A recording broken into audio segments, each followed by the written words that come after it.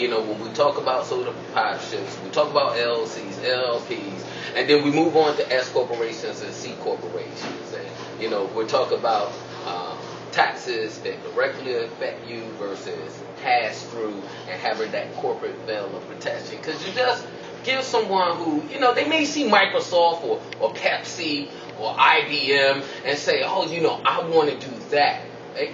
How far should your idea be along before you say, hey, listen, you may not want to venture to that territory and get into selling shares of your company, opening yourself up to the public that way. How big does your idea have to be to go from a general partnership, sole proprietorship, all the way to a C corporation? To be a C corporation is really not based upon the volume that you're generating. It's the exposure and the risk that determines whether you should incorporate or leave it as a sole proprietorship or partnership or LLC. That's what determines when you make that change. Not the volume that you're making, but the exposure that you're taking.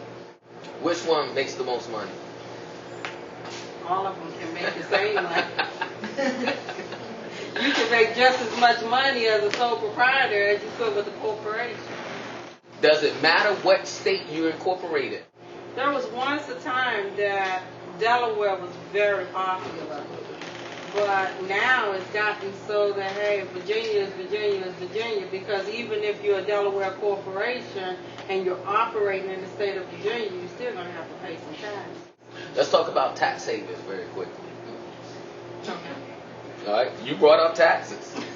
And, you know, I don't think anyone wants to cheat or get out of paying taxes. I think everyone wants to pay their due, but I also think everyone is very interested in how they can limit the dues they pay. Is incorporating, whether, you know, GP all the way up to a C corporation, is there a tax advantage that will make it worthwhile to take a single idea and take it to some form of incorporation tax-wise, or is it just wise for some people to let it be? Here's my advice, and this advice I give on a regular basis.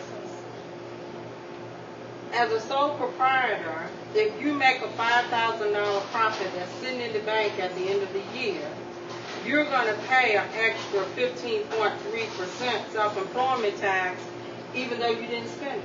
Even though you did nothing with it, it's just sitting in the bank. If you incorporate or subject the S-step, same monies, put it under that structure, you're going to save 15.3% self-employment tax because you didn't use the money. It's sitting in the bank.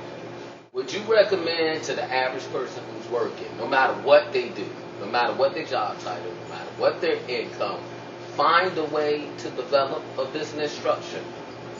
Here's what I say. A job is just over broke. J-O-B, just over broke.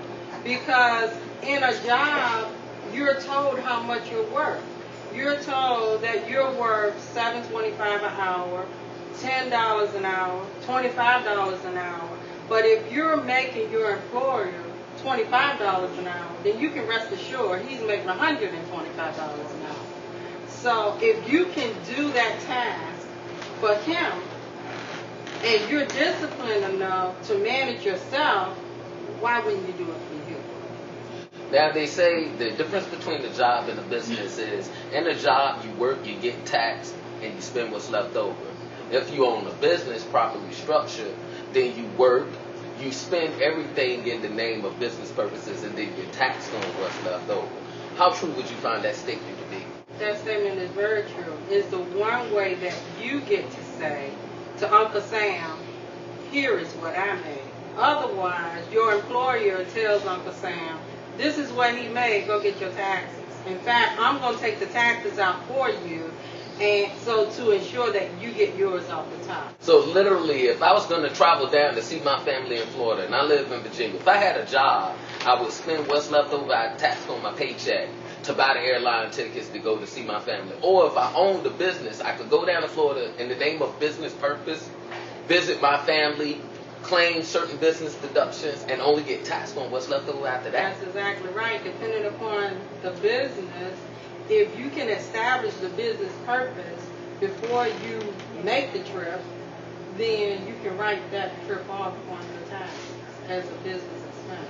Awesomeness. When we come back, a little advice from the entrepreneurs on the panel.